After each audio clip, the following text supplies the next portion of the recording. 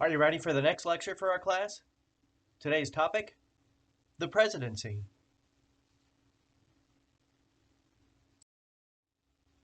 This topic will be approached in this way. First, I'll address the presidency and the Constitution and address things like qualifications, the line of succession in case the president was to die. But the core will address the roles or functions that the president fulfills, beginning with the administrative function, domestic policy, foreign policy, the military role, and symbolic. The White House clearly is a symbol of America's presidency, and this is where the president does an awful lot of work. The other side of the White House shows the residence. I was lucky enough a few years back to travel to the White House and to even get a tour. Notice I'm wearing the team colors. This is my family from a few years ago, and we also had our exchange student from Germany. We'll begin by looking at some past presidents and seeing who historians and political scientists argued were the best and the worst presidents in American history. C-SPAN has undertaken an extensive study of the presidency, and whenever one of these studies has been done, the top three has always been the same. In the latest poll that was done in 2017 of experts, Franklin Roosevelt came out as number 3, George Washington came out as number 2, and the best president in American history was Abraham Lincoln. The evaluation of the presidents continued. This was through the Obama administration.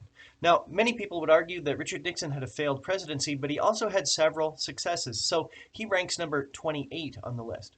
Who's the worst president of all time? Well, James Buchanan. He was president on the eve of the Civil War and was unable to breach any kind of a compromise between the North and the South. He was seen as inept. Do you remember that survey that you filled out at the beginning of the semester? You were asked if you would approve or disapprove of the way Donald Trump was handling his job as president. Well, as you can see from the figure, that's not a very high approval rate for President Trump. However, let's compare President Trump to other presidential administrations.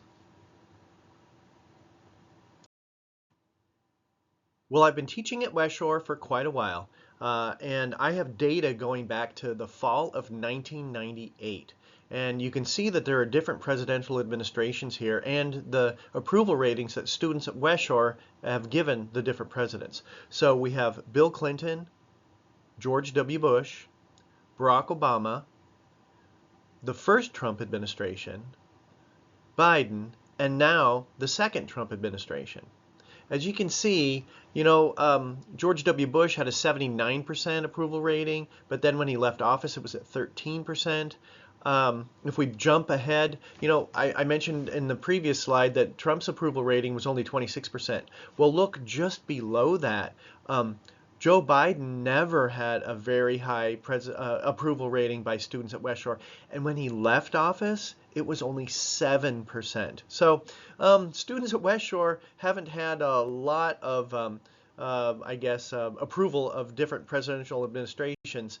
And while 26% isn't that high, you can see that others had much lower approval ratings in previous years. Next, we'll explore some of the qualifications in order to serve as President of the United States, as outlined in the Constitution. The Constitution outlines a few qualifications. The first, as shown here, deals with age. One must be at least 35 years old. Also, you have to be a citizen, a natural-born citizen, so a citizen from birth. The easiest way to achieve this is to be born in the United States.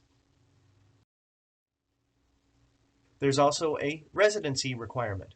One has to be a resident of the United States for 14 consecutive years prior to running for president. That way, if somebody lived outside the country, it's okay, but you have to reestablish your residency for a minimum of 14 years before you would be eligible to run. The salary of the president? Well, it's $400,000. Now, I don't know about you, but $400,000 is a lot of money. It's a heck of a lot more money than I'm ever going to make as a community college professor. However, let's do a quick comparison. Let's look at the entertainment industry, and particularly actors and actresses. Hey, Barbie did really well at the box office last year. So Margot Robbie, she was the highest paid actress in Hollywood, and she earned $59 million. As far as actors go, well, Adam Sandler has made a heck of a lot of movies lately, and he made $73 million.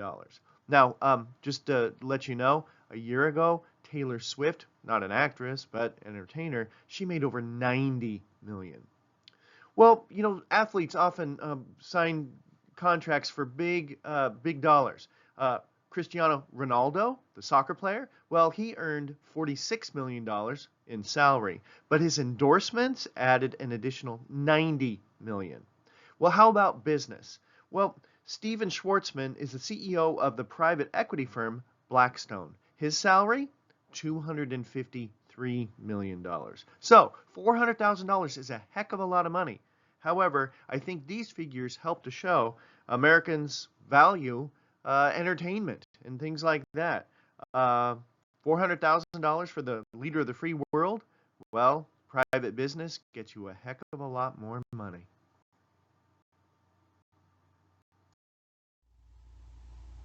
One thing I like to study would be presidential succession, particularly if the president was to die while in office. Are you familiar with the first president to die in office?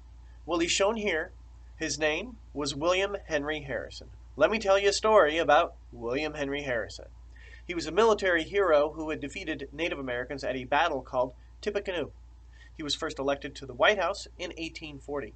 But then he didn't listen to his mother. It was very cold when he was inaugurated in 1841, and he delivered the longest inaugural address in American history, and he didn't wear a hat, and he didn't wear gloves. He caught a cold, it turned into pneumonia, and he died about 1 month into his administration. Supposedly, Harrison died because Native Americans had placed a curse on the White House. Any president elected in a year ending with a 0 was supposed to have died while in office, and Harrison started this when he was elected in 1840. Well, let's see how this turned out. Harrison was the first, and he died only 30 days into his administration. He was elected in 1840. 1860, Abraham Lincoln was assassinated by John Wilkes Booth. In 1880, James Garfield was assassinated. In 1900, William McKinley was assassinated. In 1920, Warren Harding suffered a heart attack and died. And then in 1940, Franklin Roosevelt had a brain aneurysm and died. The curse continued until 1960. In 60, John F. Kennedy was assassinated. And then in 1980, Ronald Reagan was shot a couple of months into his presidency in March of 1981. His would-be assassin was John Hinckley Jr., who was soon arrested. This ended the so-called curse on the presidency. Now, if the president was to die, I think most people know that the vice president would take over. But do you know the next two positions in the line of succession? Well, the next person would be the Speaker of the House.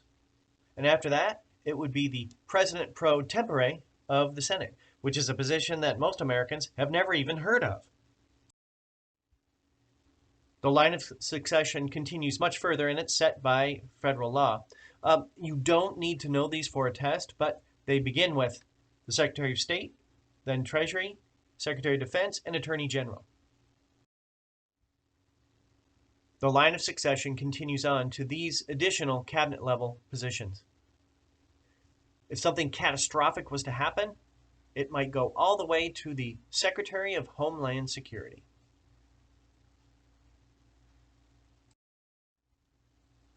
An amendment to the Constitution also helps us determine how to fill a vacancy in the vice presidency. If the VP was to die or to resign, the president has the authority to nominate a new candidate. However, that candidate must be confirmed by a majority vote in both the House and the Senate. The core of the lecture is next. We'll explore the 5 major roles or functions that the president fulfills. We'll begin with the administrative function. This role or function is often overlooked by many. Under the administrative function, the president has the ability to either appoint or to nominate maybe as many as 3,000 to 4,000 people to a range of administrative positions. There are several examples. One would be ambassadors to other nations. Ambassadors serve as the eyes and the ears for each president as they're serving in different countries. They can even serve as a spokesperson for the administration. The images here show Pete Hoekstra. He was the ambassador to the Netherlands in the first Trump administration. He was actually born in the Netherlands, came over to the United States as a boy, and then moved to Holland, Michigan. Later, he served as a congressman from West Michigan, so it was interesting that he would serve as the ambassador to the Netherlands.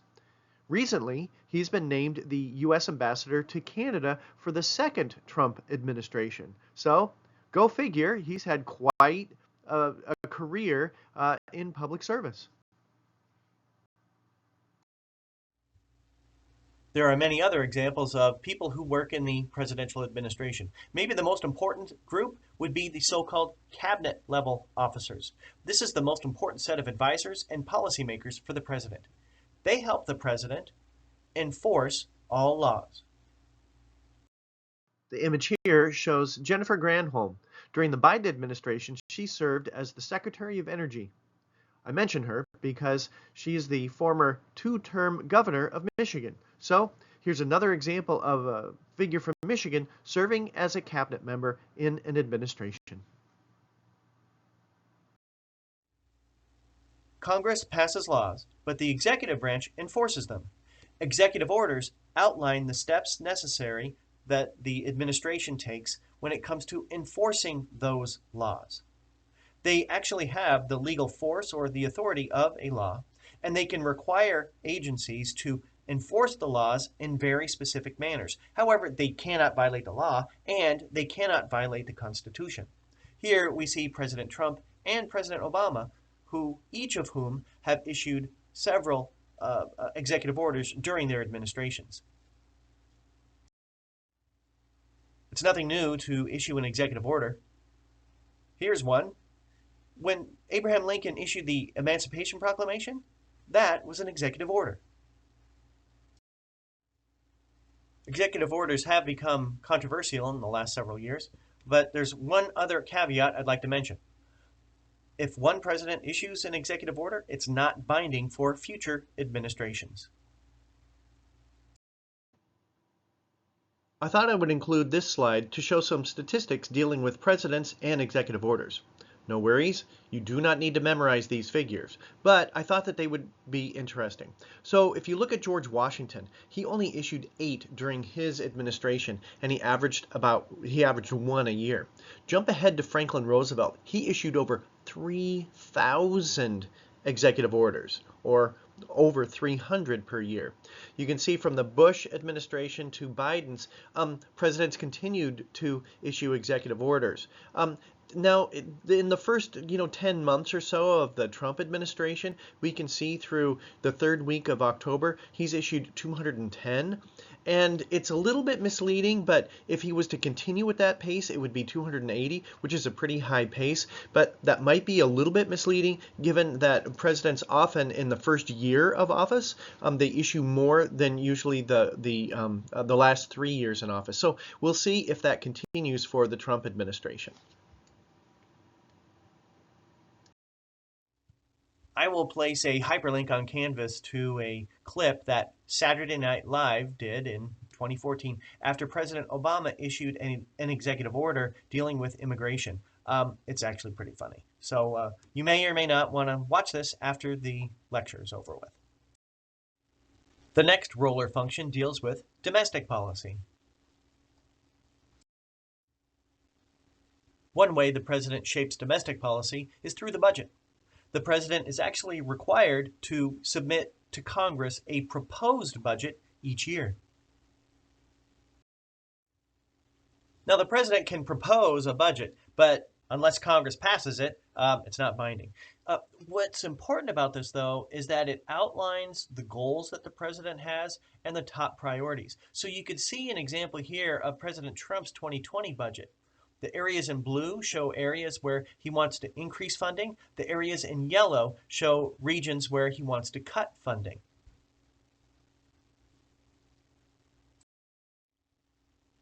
Presidents often have proposals for legislation. For President Trump, it was a tax cut. For President Obama, it was a national health care plan.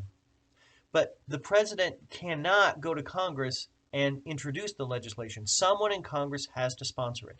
Here's a statistic. About half of all laws originated in some way from the president. Now, this is a little bit of a review, but what I wanted to address was the president's role with lawmaking. Once Congress passes a bill, there are three things the president can do. First, sign the bill, and boom, it becomes law. If the president's opposed, he could veto the bill, but that veto could be overridden by Congress. If the president does nothing, well, if the president does nothing and 10 working days pass, that bill becomes a law even without the president's signature. But if Congress quits for the year or adjourns within 10 working days, it becomes a pocket veto. For those of you who are wondering, if the president issues a pocket veto, it cannot be overridden by Congress. It's one way the president can really shape lawmaking. So how have different presidents acted when it comes to vetoes, veto overrides, pocket vetoes, things like that? Here are some statistics. No worries, you're not going to be tested on this, but we see some early presidents not using it very much. Although Andrew Jackson issued 12 vetoes, more than the previous 6 presidents combined. Franklin Roosevelt set the record for the most vetoes. Holy cow. He had a huge impact on all legislation. Now here you see some statistics dealing with some recent presidential administrations. You'll notice that with the Bush, Obama, first Trump, and Biden administrations, they did not issue very many vetoes. President Trump has yet to issue a veto in his term, but he's only been in office for a short time.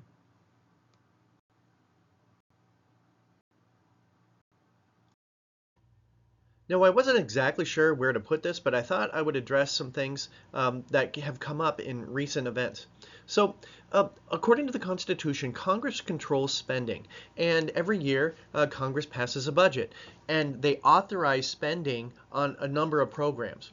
Well, in the Trump administration, in the first 10 months of the Trump administration, they've canceled or frozen over 200 projects, many of them in so-called Democratic states.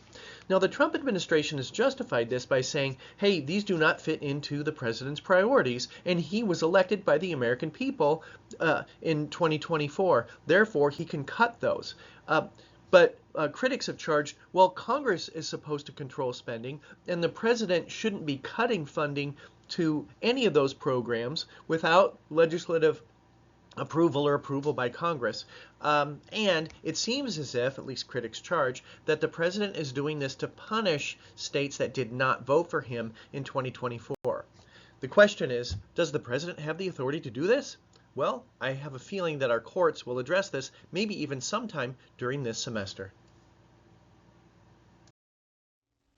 The next role or function is foreign policy.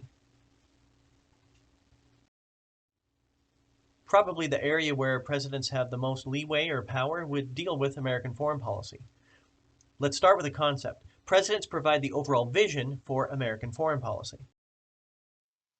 The images here help to identify some of the main goals recent presidents have had with their foreign policy. In the upper left, we see President Obama thought it was important for U.S. to normalize relations with Cuba. On the bottom left, we see President Trump had as a focal point of his administration, America first. Joe Biden has only been in office a short time. However, his focus was on American leadership and diplomacy worldwide. The reason why presidents have so much authority is that the president is the person who negotiates all treaties. However, there is a check on the president's ability to do so. In order for a treaty to become a binding agreement, a 2/3 majority vote in support of that proposal is needed in the Senate. However, there's something similar to an executive order that ensures that the president would have control over foreign policy. That is an executive agreement. It's an agreement between the American president and the leader of another country. However, this does not require Senate approval. But again, there's a check on this. It's not binding for future presidential administrations. Here we see a chart that identifies the number of executive agreements as compared to treaties. Notice the arrow is pointing to the Roosevelt administration. As the United States became a world power during World War II in the 20th century, we see the number of executive agreements increasing.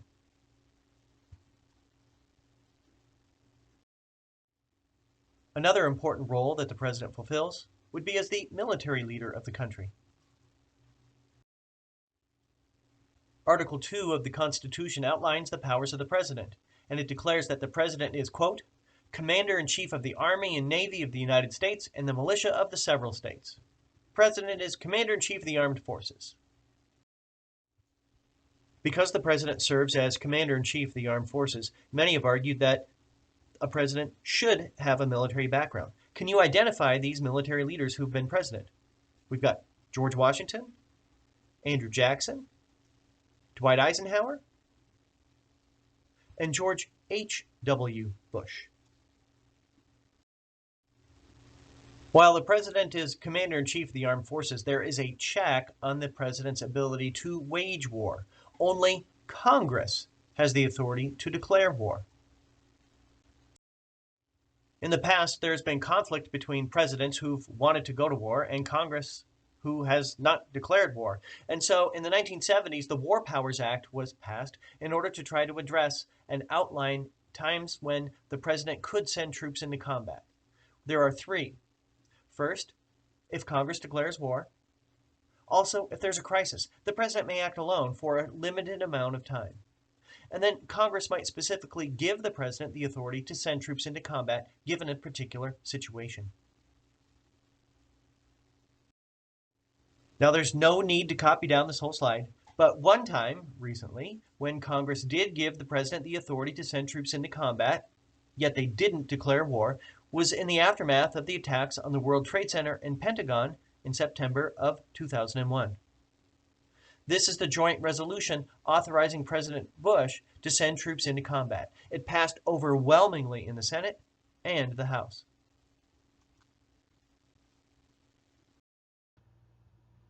Pretty much every president in the 20th century has taken steps to assert its authority as commander-in-chief. Recent examples of this have taken place during the Trump administration. The United States military has targeted Venezuelan ships that they believe to be carrying drugs. Officials have justified this by saying that hundreds of thousands of Americans have died due to drug overdoses. Critics have charged that these actions were an act of war. We'll see what ends up happening with this, but it's become an issue, particularly in the summer and fall of 2025.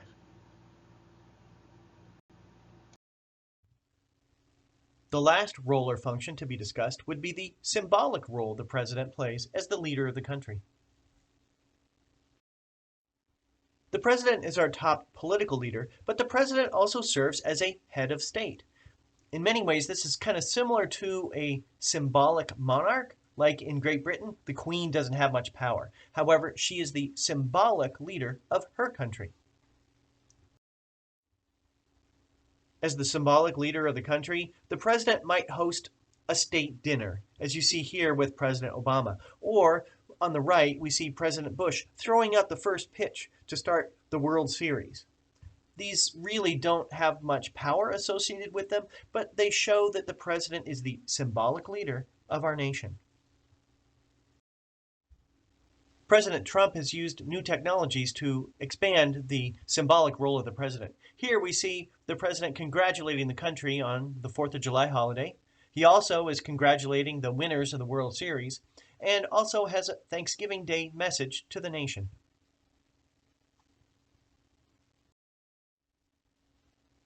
Some of the president's tweets have been more controversial, criticizing political opponents, possibly insulting foreign heads of state.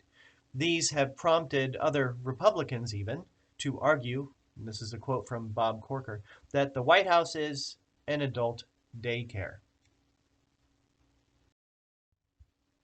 Both Democratic as well as Republican presidents have tarnished the symbolic role of the president in a range of manners. Here we see some sex scandals being highlighted that involve Bill Clinton as well as Donald Trump. There is one actual power that the president has that's associated with this symbolic role. The president can pardon anyone who's been convicted of a federal crime. A selection from the Constitution is shown here.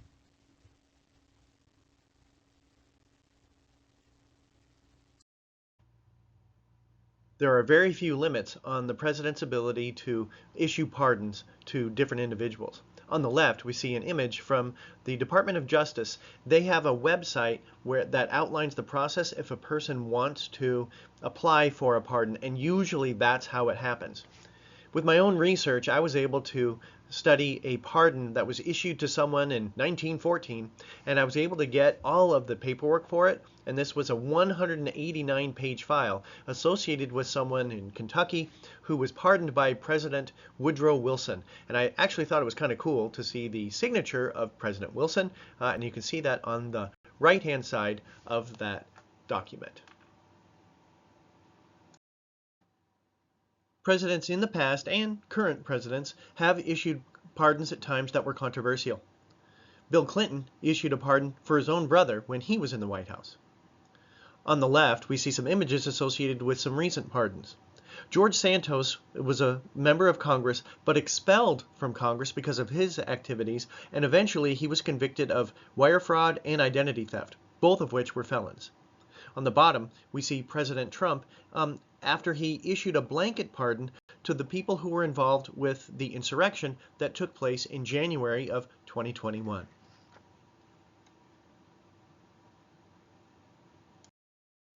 We're just about done. We've got a few concluding comments next.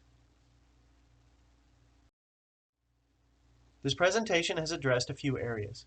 It involved the different evaluation or rankings of different administrations and how the Constitution has addressed the presidency. But the core has addressed the 5 major roles or functions that the president fulfills. You should be able to describe and then evaluate these 5 roles or functions, and then determine which you believe to be the most important. Well, this is all for lecture number 11, the presidency. Only one more left.